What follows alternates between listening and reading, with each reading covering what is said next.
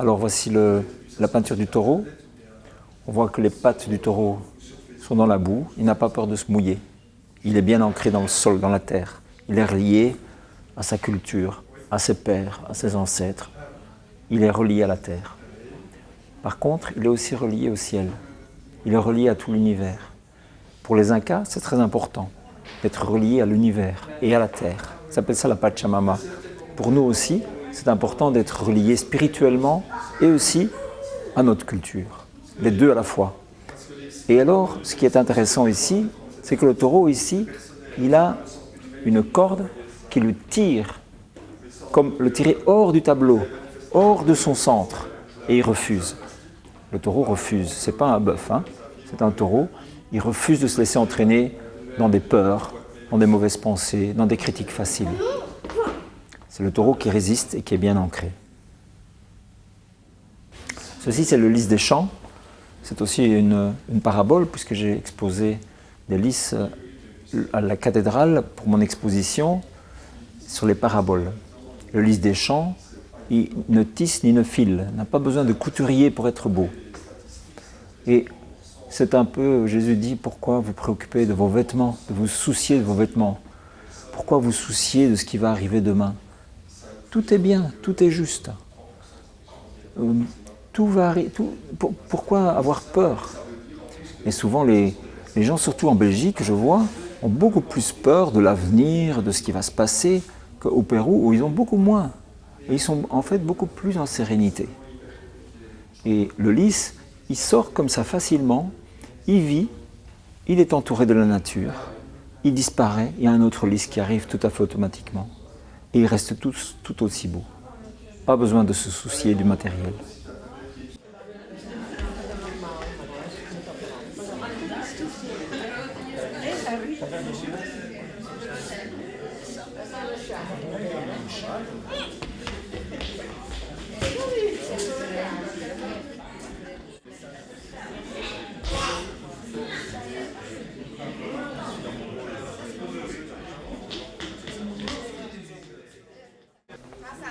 Alors ici, deux choses figuratives, le cheval et le bébé.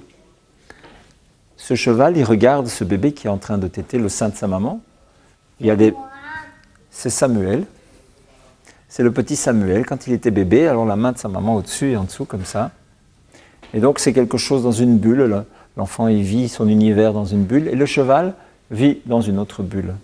Mais en fait, il y a quelque chose qui va les attirer. Le chemin de la vie, on ne le connaît pas. Et peut-être qu'un jour, il ne sera plus dans cette sécurité, il se sentira peut-être abandonné. Et alors c'est le cheval qui va faire le lien entre les deux.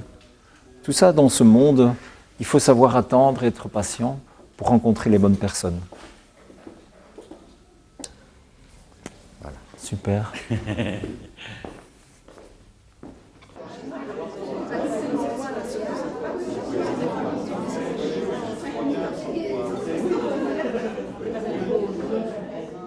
Ce tableau, c'est plutôt le résultat d'une prière de méditation. On part d'un instant d'éblouissement, de lumière, comme devant un vitrail dans une église ou dans une adoration. Et alors on s'en va dans un univers tout à fait particulier, avec des ondes tout à fait particulières. Et alors on vit des univers, des choses dans cette méditation qui nous emmènent très loin, pour tout à coup retourner à l'endroit initial. Et tout ça nous ramène aussi à cette terre sur laquelle nous vivons, et toutes ces planètes tout autour dans lesquelles, en fait, on ne comprend rien, c'est immense, mais quelque part, c'est un microcosme de ce qui se passe dans l'univers.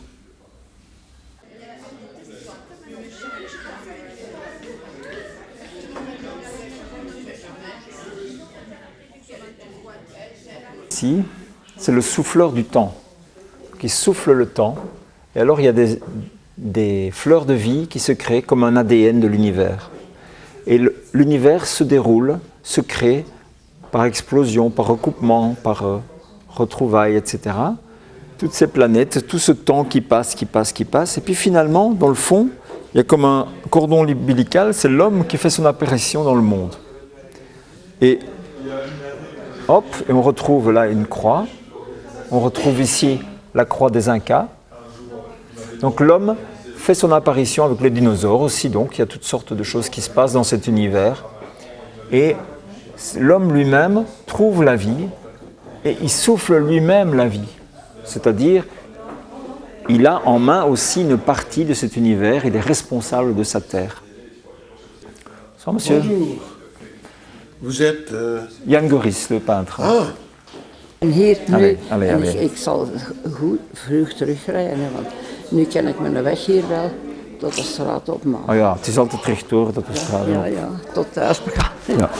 Alleen maar je kende nu bijna niet meer. Nee, ja, ik heb zonder een heel andere. Je terug terug naar Arnhem, vroeger. Kijk, je zus is daar. Alors, je vis au Pérou. Je suis originaire de Jauche, mon petit garçon.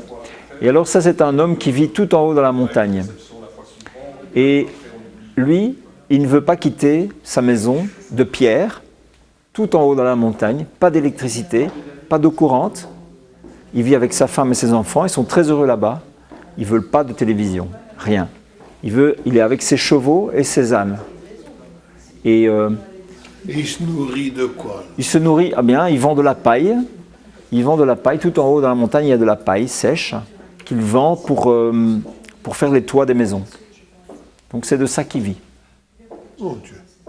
Mais il est très fier. Mais Il a alors peut-être raison, hein? j'ai mis qu'un œil parce qu'il y a une partie de la réalité qu'il ne veut pas voir. Vous voyez? C'est ça. Symboliquement. C'est ça. Mais Mais je l'autre l'ai vu. regarde vers loin, hein? Exactement. Et je l'ai mis vraiment entouré de couleurs. Il est très proche des éléments de la Terre. Le soleil, c'est très important pour les Incas, par exemple. Hein. Il est en forme, il est bien là. Oui. Évidemment, ça, c'est parce que vous le faites remarquer. Sinon, de prime abord, on trouve que c'est étrange qu'on ne voit que Oui. une partie du visage. Mais Tout à fait. quand on entend votre explication, ça c'est clair. Voilà. C'est dans quel pays, ça? Pérou. Mon Dieu, il est déjà dans les dessins aussi. Mais... Oui. Alors ça, c'est un voilier qui... il y a une éruption volcanique ici. Il y a du feu qui embrase l'eau. On est dans des moments difficiles. Beaucoup panique. Et lui, il reste calme sur son bateau. Il sait où il va. Il va vers la lumière. Il va vers le calme.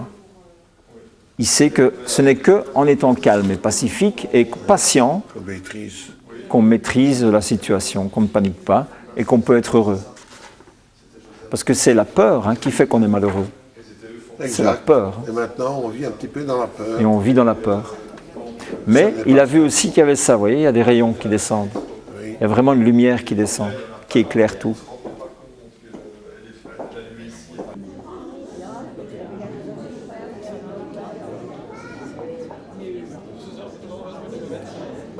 Trois chevaux et vous avez, ils sont reliés. Oui. Et regardez, ils sont reliés à une main et c'est une main de femme. Vous imaginez une femme en plein soleil, c'est pour ça que j'ai mis ça, ce rouge, c'est très chaud. En plein soleil, elle tient trois chevaux et elle tourne avec les chevaux comme ça qui piétinent le blé pour faire ressortir les graines, les grains. C'est ça. Alors, on peut se demander... Mais attendez, parce que le personnage est ici. Non, regardez, c'est une ligne, il y a la main qui est là et le personnage, il est là derrière. Ah oui, moi j'avais cru découvrir le... Oui. Non. Ça, c'est la preuve que les tableaux ont travaillé l'imagination. Ah oui, le tableau pousse à... Pour certains, ça va dire ça, pour d'autres, Tout à fait. ils voient autre chose. C'est très Tout à fait. subjectif, hein. Mais ce que je mets aussi dans l'abstrait, ce sont, on dirait des coulées. En fait, ce sont des choses qu'on connaît, je crois.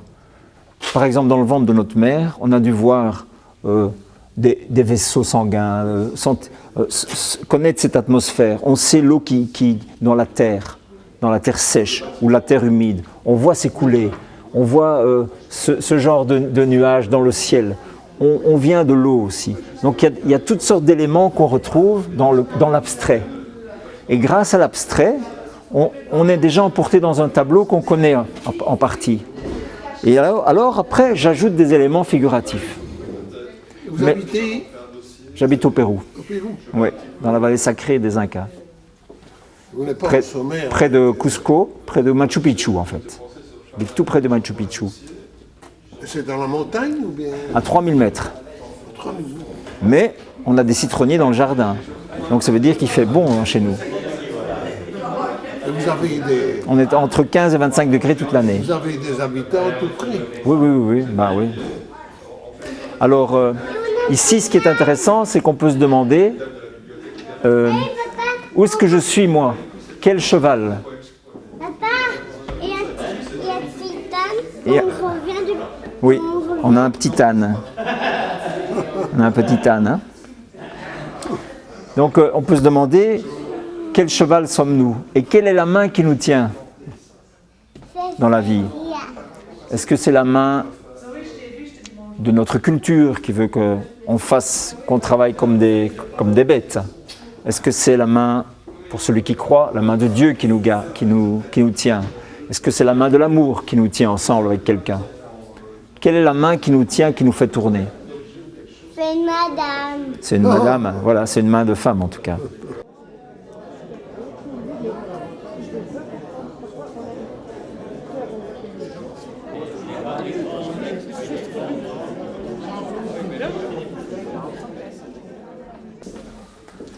Alors ici, ce sont des libellules. Une libellule ici et une autre là-bas. C'est ça. Et pour les Incas, la libellule signifie le lien entre le ciel et la terre. Elle fertilise, c'est le spirituel qui fertilise le matériel.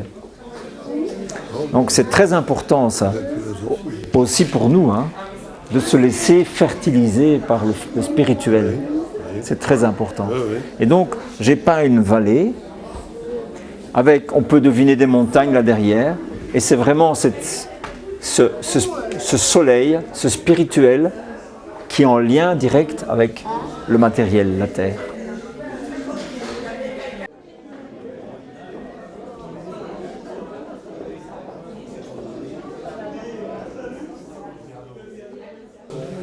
Oui, tu es.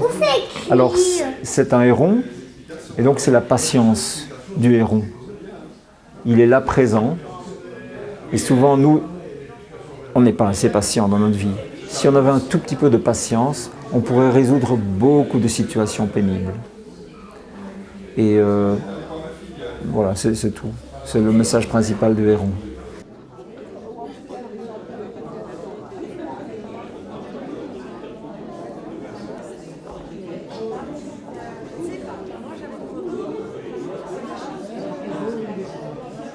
L'artiste, c'est justement d'être présent et de donner à son monde un autre caractère, un autre cachet, d'ajouter quelque chose de beau. Il y a déjà beaucoup de choses laides, je trouve que le rôle de l'artiste, c'est d'ajouter du beau et du bon dans la vie.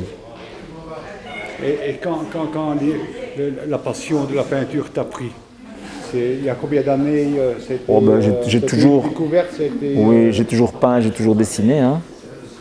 J'ai toujours peint, j'ai toujours dessiné. Et j'ai fait l'Académie des Beaux-Arts.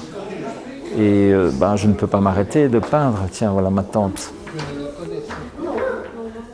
Donc c'est vraiment une passion, oui. Et c'est un rôle aussi, une mission que j'ai de justement faire passer du beau et du bon. Hein.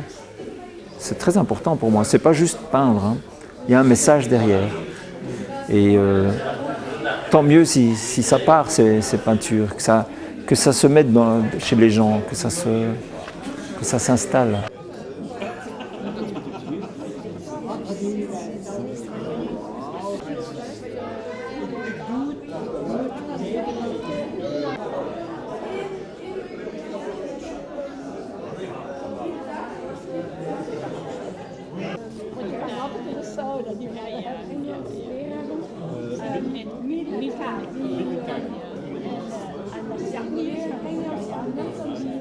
Non, c'est les ouvriers de la dernière heure. Ah.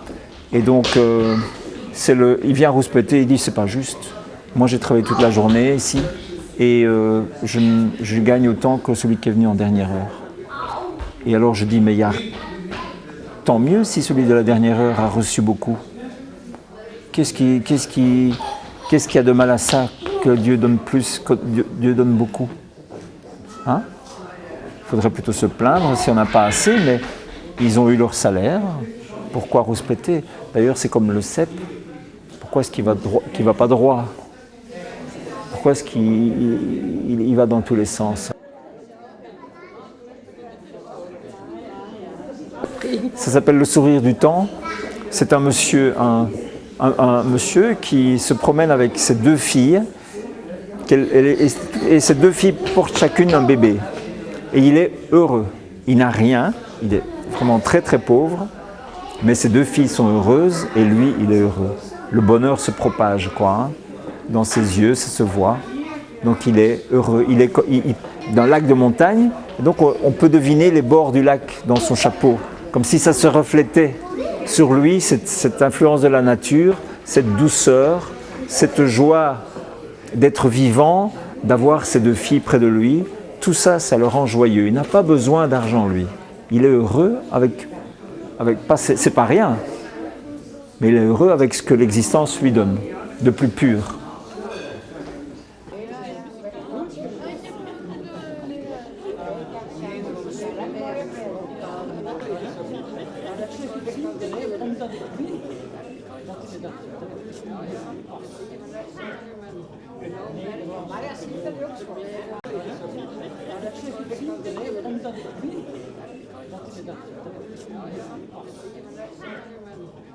Eh bien, ici, au départ, on ne voit rien. C'est un peu notre image.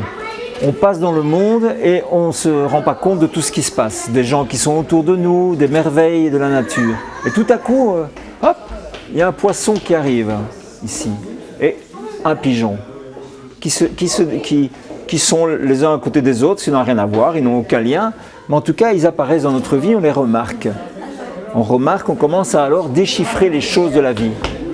Et alors ce qui se passe, c'est qu'on va, hop, vous voyez ici il y a un papillon qui s'envole. Et alors ça nous permet de prendre un peu de hauteur comme un papillon et d'aller voir les choses d'une autre manière que de juste, oh je vois rien, hop, c'est pas important, ou je suis déprimé parce qu'il n'y a rien qui se passe dans ma vie. Mais en fait, il y a toujours un poisson ou un pigeon, chez nous certainement un pigeon, à regarder et quelque chose à déchiffrer, à chercher, qui nous permet d'être un papillon et de nous envoler, de prendre un peu de hauteur, d'aller butiner et de trouver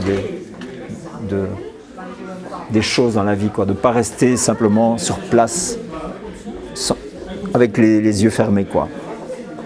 Ouvrir nos yeux, quoi, et ouvrir nos ailes. De nouveau le même thème, hein. Ça s'appelle « Où cours-tu » ? Donc ce cheval, il court, il court, il court, il s'éclabousse, il éclabousse tout le monde. S'il courait un peu moins, il pourrait voir dans l'eau qu'il y a le reflet du ciel dans l'eau. Mais non, il éclabousse tout le monde et il s'éclabousse. En plus, il ne voit pas tout ce qui se passe. Tout passe à côté de lui à une vitesse telle qu'il ne sait pas repérer les signes, qu'il ne comprend pas ce qui se passe. Lui, ce qui importe, c'est courir, courir, courir, comme on lui a appris, comme s'il y avait le feu, quoi.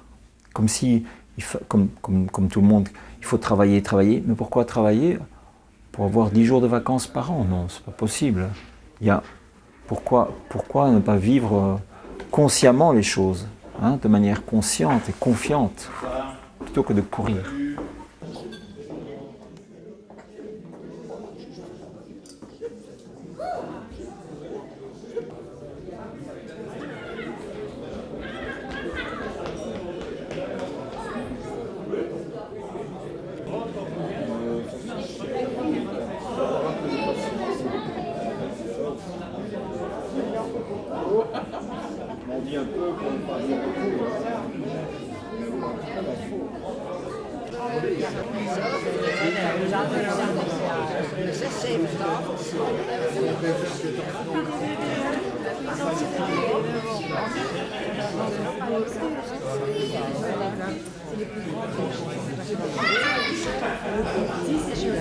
Die hebben mij nooit vroeger gezien, zo dat is een jongens.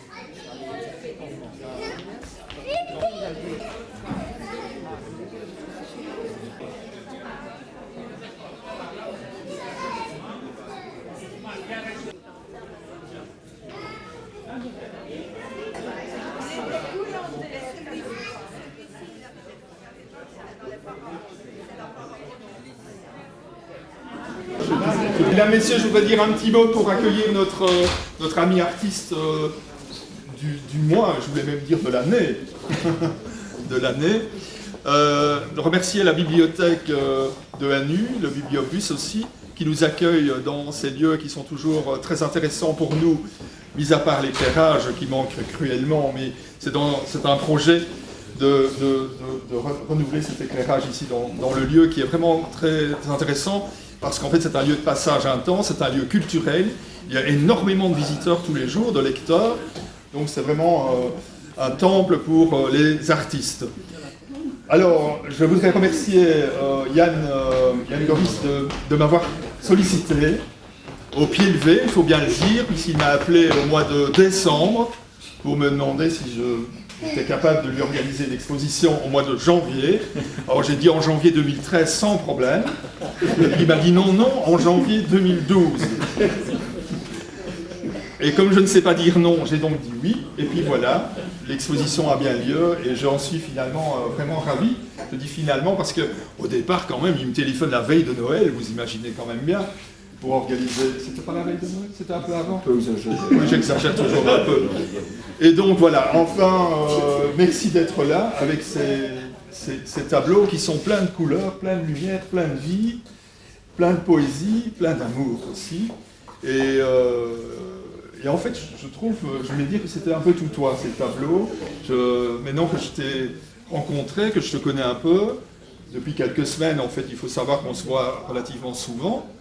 Et je trouve que Yann est vraiment quelqu'un au niveau humain d'exceptionnel. Et je pense qu'il y a pas mal d'amis ici présents qui sont sans doute sur la même longueur d'onde que moi par rapport à cela. Donc je suis très touché, très ému aussi et très heureux de t'avoir rencontré. Et merci pour ces couleurs et ce bonheur que tu amènes en ce mois de janvier ici à nous. Alors ce qui serait intéressant, et ça c'est le médiateur culturel qui vous parle, ce serait peut-être de voyager, même si tu es d'accord, vers une ou l'autre œuvre et que tu nous en parles, pour que l'on puisse mieux voir et comprendre la peinture d'aujourd'hui. Parce que c'est clair qu'on peut passer devant un tableau 100 fois, on peut le regarder sans le voir. Et le fait de s'arrêter devant avec l'artiste qui en parle, vous allez peut-être découvrir la peinture sous un autre angle. Et ça, c'est vraiment la mission d'un centre culturel, c'est apprendre, donner des clés pour mieux voir et comprendre la peinture d'aujourd'hui. Sur ma peinture, vous avez vu que les fonds, principalement, sont abstraits. Et sur les fonds abstraits, je peins quelque chose de figuratif. J'intègre quelque chose de figuratif. Et le fond abstrait, pour moi, est très important parce que c'est quelque chose que nous connaissons inconsciemment. C'est le dessin de la rivière dans le paysage, ou de la terre humide avec de l'eau qui ruisselle, ou l'intérieur d'un ventre de femme avec les veines et les artères. Il y a en tout cas quelque chose qui vit, que nous connaissons. Par exemple aussi dans les nébuleuses, quand on a des... Oui, voilà. Ça c'est mon petit garçon. Ouais. C'est lui. Donc il y a quelque chose dans les photos des nébuleuses du télescope Hubble que nous connaissons aussi quelque part. Donc cet abstrait est très important parce qu'on se sent quelque part déjà à l'aise. Et là-dedans arrivent des histoires. C'est-à-dire notre vie, quoi. Hein. Il a ses pattes dans la boue, ses pattes dans l'eau. Il n'a pas peur de se mouiller, ce taureau. Donc, il est bien ancré dans sa terre, dans sa culture, avec ses ancêtres. Il a vraiment son pied, il est ancré. Par contre, il est aussi tout à fait relié au-dessus, relié à autre chose que juste la terre et ses ancêtres.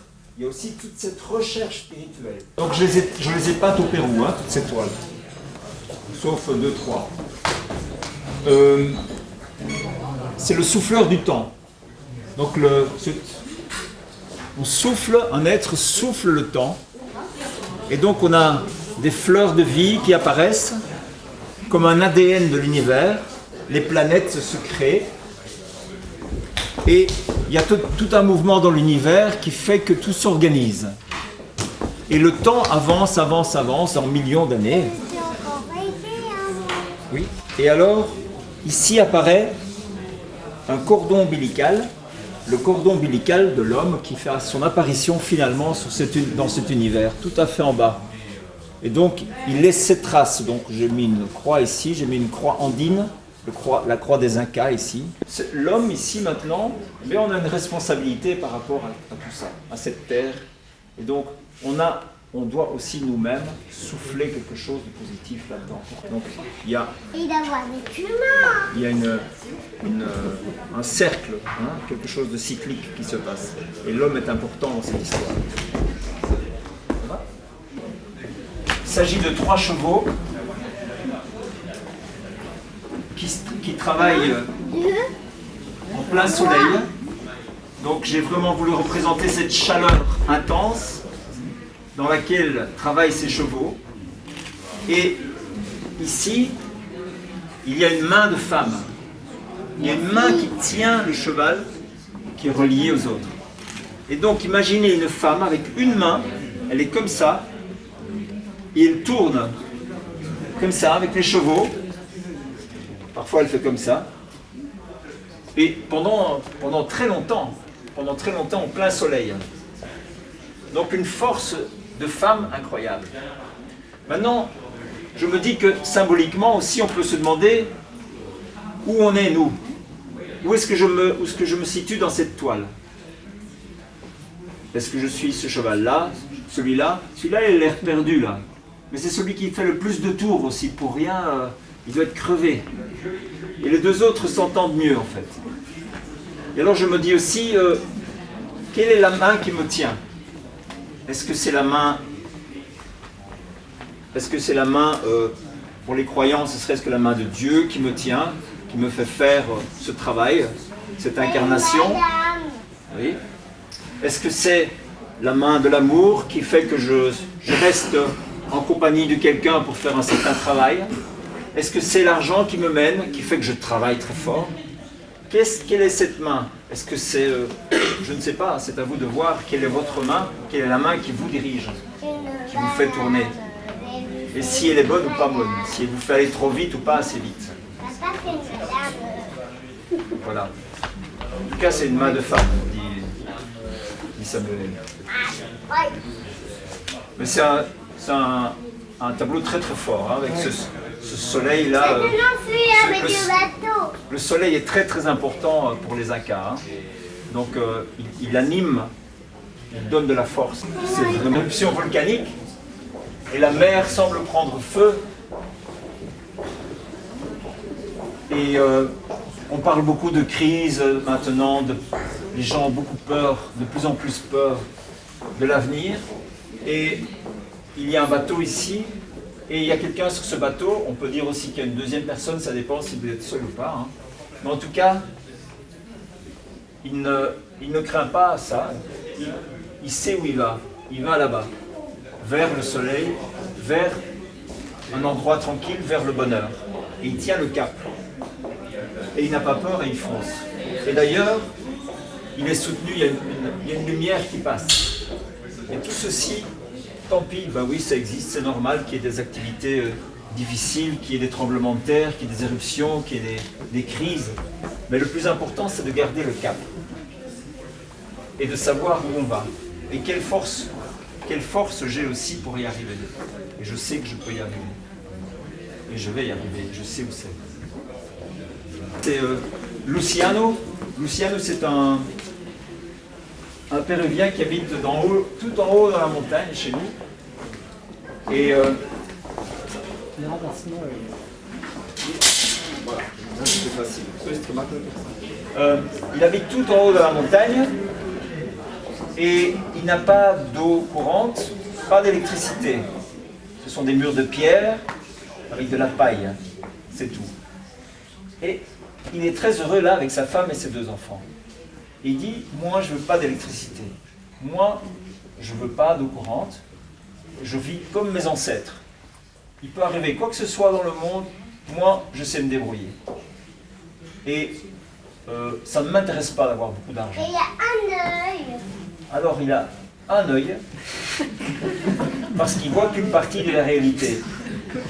Mais n'empêche qu'il est inondé de soleil. Et le soleil, de nouveau, pour les Incas, hein, c'est très important. Donc il est vraiment en lien avec ce soleil. Papa, Mais il est très fort et très fier sur son cheval. C'est pas à moi.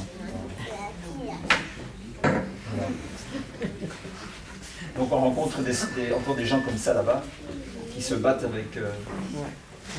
pas avec la nature, parce qu'ils vivent avec la nature, mais qui se battent contre les idées modernes qui envahissent le pays aussi très vite.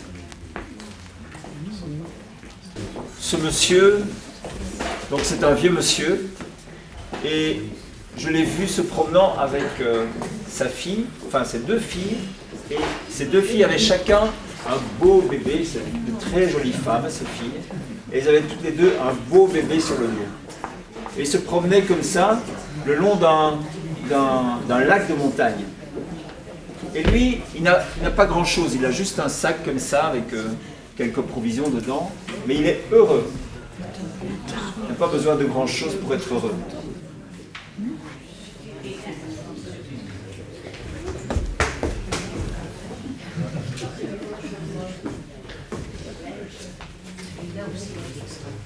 Ah, celui-là, c'est encore autre chose. C'est donc pour dire que ça ne sert à rien de tout calculer, de tout prévoir, que la vie est bien plus riche qu'on ne pense, peut-être bien plus riche qu'on ne pense, et que on parle vite d'injustice parce que l'un paye plus que l'autre, ou qu'il se passe plus, celui-là est plus heureux que moi, ou il a plus de chance. Ben, pourquoi dire ça? Non, en fait, on est tous riches, si on veut le voir. Tous riches, on est tous entourés de possibilités, d'amour. Il suffit de regarder quelqu'un pour avoir un peu d'amour. Il ne portait pas de fruits, mais en fait, il va ensemencer la terre.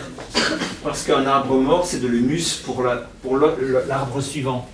Et donc cet arbre va vraiment prendre racine là-dedans et va devenir un arbre de vie où habiteront les oiseaux. Et la même chose pour le grain et les hirondelles. Et alors, de même le blé, il faut qu'il meure pour qu'il donne du grain. Et une mort n'est pas nécessairement quelque chose de négatif, justement, c'est toujours une semence pour autre chose. Mourir à ses peurs, par exemple, ne plus avoir peur, c'est une graine c'est un humus pour faire pousser la confiance en soi, la confiance en la vie, la confiance en l'amour. Vraiment, il faut mourir à toutes ces choses qui ne portent pas de fruits, toutes ces choses qui sont vaines dans notre vie. Coupons-les, ce qui ne porte pas de fruits, et ça va donner de la place à cet arbre qui doit pousser. Papa, et les perroquets aussi. Et les perroquets aussi. Faire de la place aux perroquets aussi. T'es un petit fou, toi. Un petit clown. C'est bien qu'ils s'amusent au vernissage.